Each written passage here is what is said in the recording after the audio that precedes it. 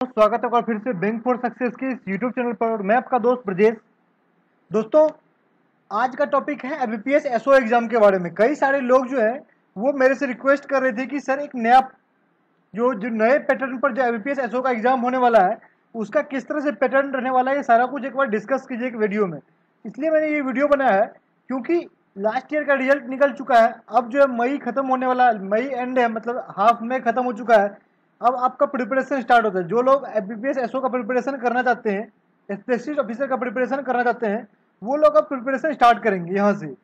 तो जरूरी क्या होता है कि आप एक बार पूरा चीज समझ लें कि कैसे आपको क्या करना है, किस तरह से इस बार एग्जाम होने वाले हैं, ये सारी बातें आपको समझना होता है।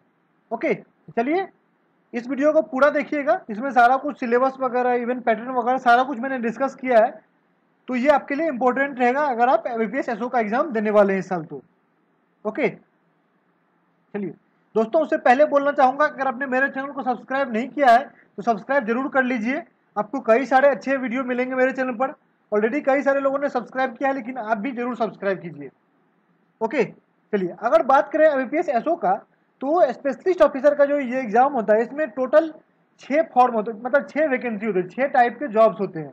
पहला होता है सबसे मेजर जो होता है, जिसमें सबसे ज़्यादा लोग पार्टिसिपेट करते हैं, वो आईटी ऑफिसर वाला होता है। ओके, जो कंप्यूटर साइंस या कह सकते हैं जो इलेक्ट्रॉनिक्स वाले बंदे, इसी वाले बच्चे होते हैं, बीटेक किया हुआ या एमसीए किया हुआ, जिन्होंने एमसीए वगैरह किए होते हैं, वो लोग इस फॉर्म को फिल करते हैं, वो लोग इसके एलिजिबल होते हैं। ये होता है आईटी ऑफिसर स्किल 1। ओके, अगला होता है जिन लोगों ने बीएससी वगैरह कर रखा होता है, एग्रीकल्चर में बीएससी वगैरह कर रखा होता है, उन लोगों के लिए फॉर्म होता है। ओके, ये होता है एग्रीकल्चर फील्ड ऑफिसर का। अगला होता है आपका लैंग्वेज बेस्ड राजभाषा अधिकारी का फॉर्म होता है। ये भी स्केल 1 ऑफिसर का फॉर्म होता है। ये भी स्पेशलिस्ट ऑफिसर का वैकेंसी हुआ। उसके बाद लॉ ऑफिसर के लिए होता है, एचआर प्रोफेशनल के लिए होता है, उसके बाद मार्केटिंग ऑफिसर के लिए होता है। तो टोटल ये 6 जो है, जो नॉर्मल बैंकिंग ऑपरेशन से रिलेटेड नहीं होते हैं, जो कि स्पेशल वैकेंसी होती है, क्या कह सकते हैं, स्पेशल जॉब के लिए जो है एक तरह से स्पेशल वैकेंसी होती है। उसके लिए जो है स्पेशलिस्ट ऑफिसर का इन 6 पोस्ट के लिए रिक्रूटमेंट होता है।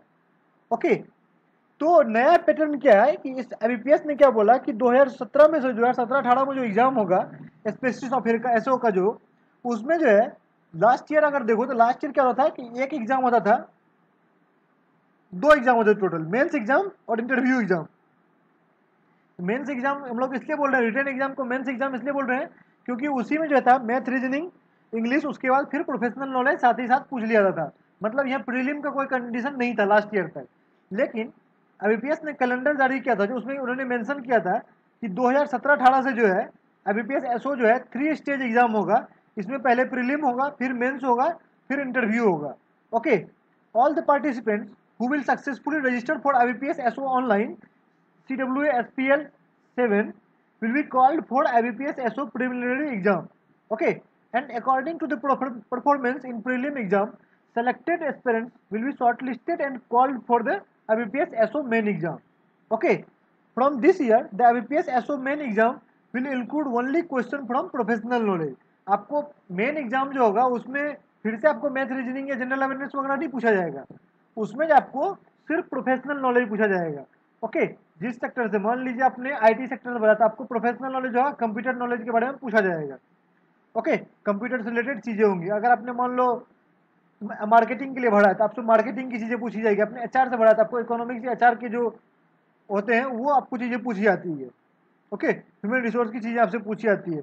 उसी तरह आपने लॉ ऑफिसर के लिए भरा है तो आपको लॉ का चीजें पूछी जाती है। आपने एग्रीकल्चर का भरा है तो आपको एग्रीकल्चर फील्ड से पूछा जाता है।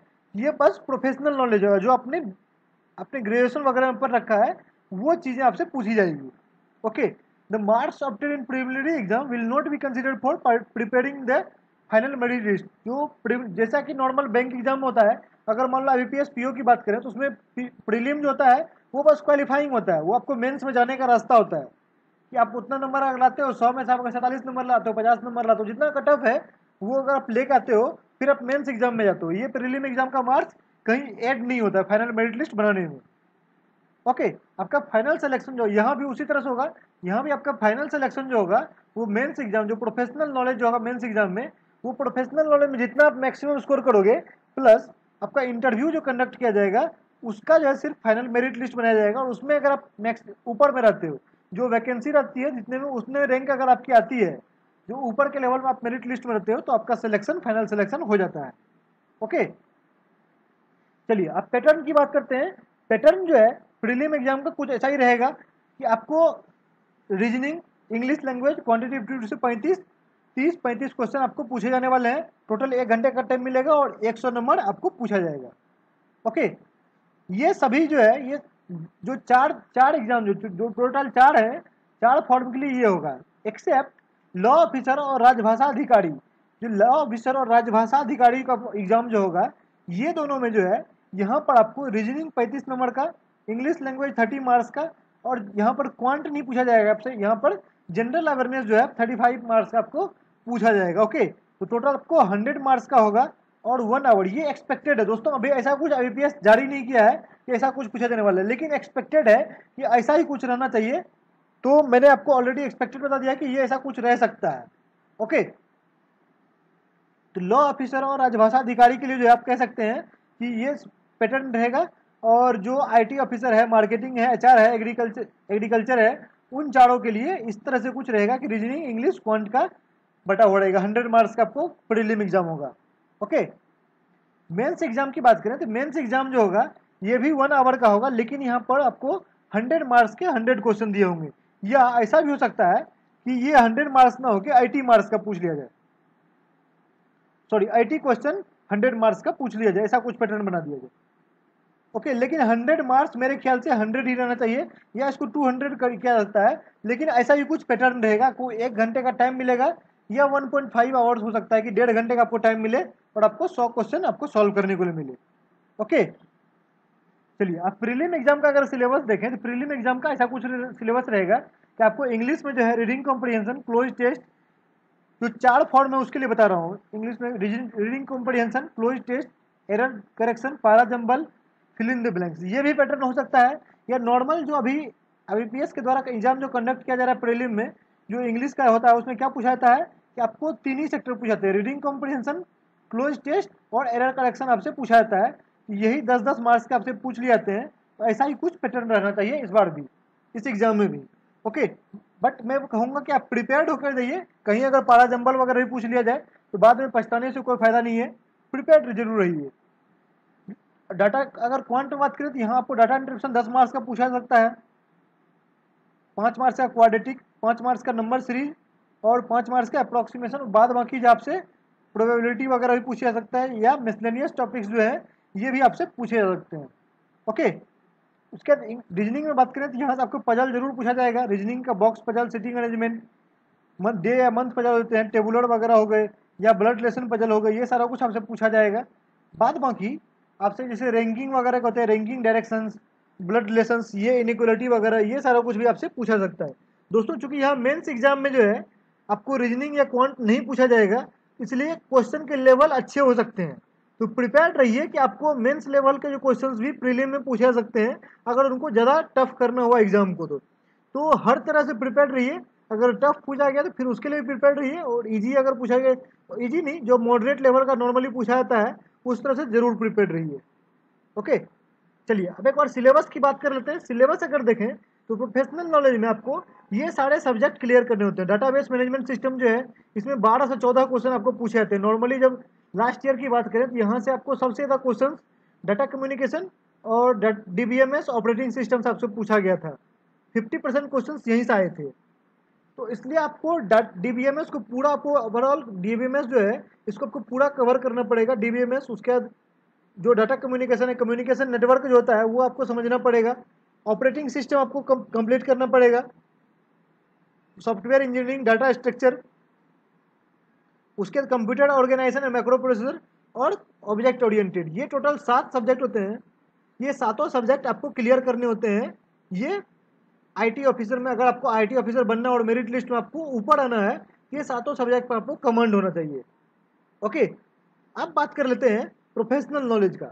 प्रोफेशनल नॉलेज अगर बात करें एचआर, और जो एचआर पर्सनल के लिए जो रिक्रूटमेंट हो रही है उसके लिए आपको क्या क्या करना है। आपको ह्यूमन रिसोर्स डेवलपमेंट जो है, strategy and system, business policy strategy, उसके बाद translational analysis, training and development, recruitment and selection, rewards and recognition, industrial relation, business policy and strategic analysis, grievance and conflict management और performance management and appraisal. ये चीज़ें जो है आपको important है। ये ट्रेंड इसलिए यहाँ से आपको क्वेश्चन कहाँ से होते हैं कि आपको ये ह्यूमन रिसोर्स डेवलपमेंट से ज़्यादा क्वेश्चन पूछे जाते हैं। उसके बाद आपको बिजनेस पॉलिसी स्ट्रेटेजी यहाँ ज़्यादा क्वेश्चन पूछे जाते हैं। रिक्रूटमेंट एंड सिलेक्शन आपको ज़्यादा पूछा जाता है। उसके बाद जो है business policy and strategic analysis, यहाँ से ज़्यादा क्वेश्चन पूछे जाते हैं। लेकिन मैं ये बोलूँगा कि अभी जून मंथ में नहीं आया, अभी मई स्टार्ट हुआ है। अभी आप सेलेक्टेड टॉपिक मत पढ़िए। सेलेक्टेड टॉपिक एग्जाम के टाइम में पढ़ाया जाता है, 1 महीने पहले पढ़ाया जाता है। अभी आप पूरा सिलेबस आप कवर कर सकते हैं, आप एक एक चीज़ को आप पढ़ सकते हो।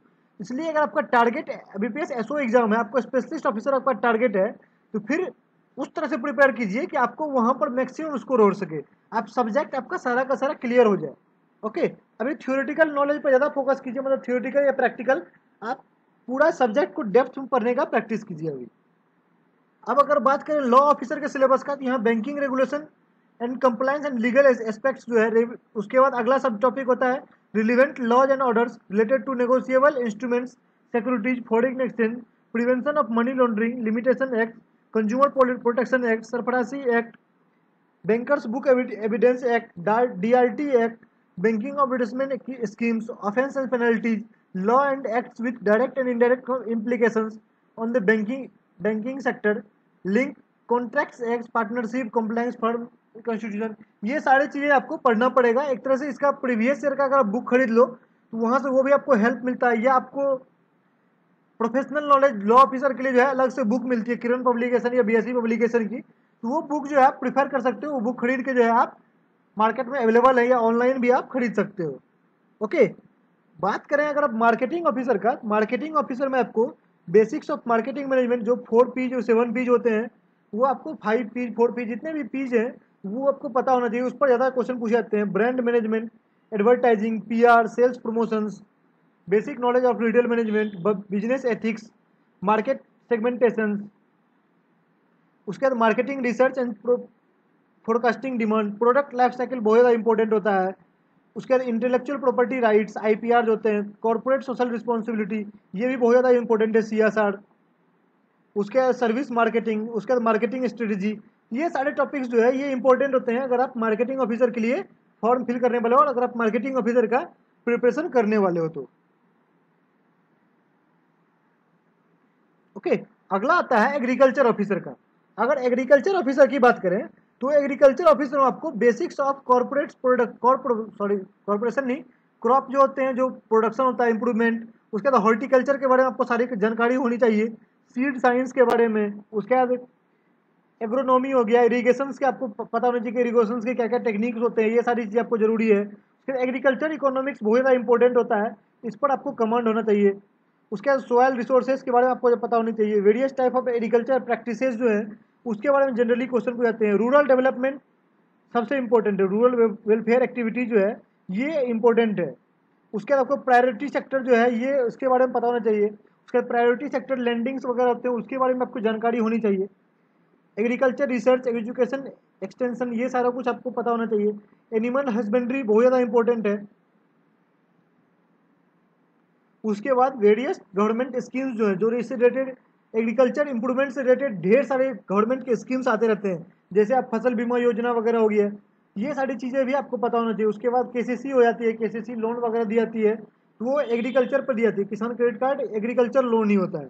ये सारी जानकारी भी आपको पता होना चाहिए कि बैंकिंग में एग्रीकल्चर से रिलेटेड कौन सी होती है। इवन आप बात करो तो स्टेट बैंक का होता है एग्रीकल्चर ब्रांच ही होता है। ओके, एग्रीकल्चर डेवलपमेंट ब्रांच ही होता है। ये सारी जानकारी आपको पता होना चाहिए कि बैंक में एग्रीकल्चर फील्ड से क्या रिलेटेड, एग्रीकल्चर का यूज क्या है। इस तरह से सबसे पहले आपको ये चीज पता करना पड़ेगा। ओके दोस्तों, ये इतना ही था कि ये वीडियो, इसमें मैंने आपको सिलेबस बता दिया, नए पैटर्न समझा दिया आपको कि इस तरह से पैटर्न रहने वाला है। आपको अगर एक दो चीज मैंने, जैसे आपको मैंने राजभाषा अधिकारी का सिलेबस नहीं बताया, तो राजभाषा अधिकारी का सिलेबस जो आप नेट से डाउनलोड कर सकते हैं, या आप अगर चाहो तो मैं आपको पीडीएफ वगैरह भेज सकता हूँ, पीडीएफ सेंड कर सकता हूँ। तो मैं आपको, अगर आपको चाहिए तो आप रिक्वेस्ट कर सकते हो नीचे कमेंट बॉक्स में, मैं आपको पीडीएफ भेज दूंगा, या गूगल ड्राइव का लिंक आपको शेयर कर दूंगा। ओके, बाद बाकी आप नीचे कमेंट जरूर कीजिए। आपको अगर वीडियो पसंद आता है तो आप लाइक कीजिए, और अपने दोस्तों के साथ शेयर करना मत भूलिए दोस्तों। आप अगर वीडियो को पॉपुलर करते हैं तभी हम लोग नए वीडियो लेकर आते हैं। ओके, हम लोग को भी मोटिवेशन मिलता है, नहीं यार लोग पसंद कर रहे हैं इसका मतलब लोगों की ज़रूरत है दूसरा वीडियो भी, उनको अच्छा कंटेंट जरूर मिलना चाहिए, फिर इसलिए हम लोग नए कंटेंट लेकर आते हैं। इसलिए आप लाइक सब्सक्राइब वगैरह करते रहिए, वीडियो को शेयर जरूर करिए अपने दोस्तों के साथ। चलिए, थैंक यू वेरी मच। अगला वीडियो जरूर आएगा, जैसे जैसे एग्जाम नज़दीक आएगा, एसओ वगैरह का जैसे फॉर्म वगैरह आएगा तो उस टाइम पर भी और भी वीडियो आएंगे। अभी आपको जनरल आइडिया दे दिया मैंने, सिलेबस वगैरह सारा कुछ बता के कि आपको अब प्रिपरेशन स्टार्ट कर देना चाहिए। एक तरह से क्या कह सकते हो कि अपने आपको अब कमर कस लीजिए, प्रिपरेशन शुरुआत कर दीजिए, क्योंकि टाइम बीतने में ज़्यादा टाइम नहीं लगता आपको, जल्दी जल्दी दिन बीत जाते हैं, फिर वीक बीतते हैं और मंथ बीत जाते हैं, और इस तरह से आपका एग्जाम भी नज़दीक आ जाता है। तो प्रिपरेशन स्टार्ट करके शुरुआत कर दिए प्रिपरेशन का, अपने आप प्रिपरेशन फिर हो ही जाएगा। ओके, चलिए, thank you very much for watching this video.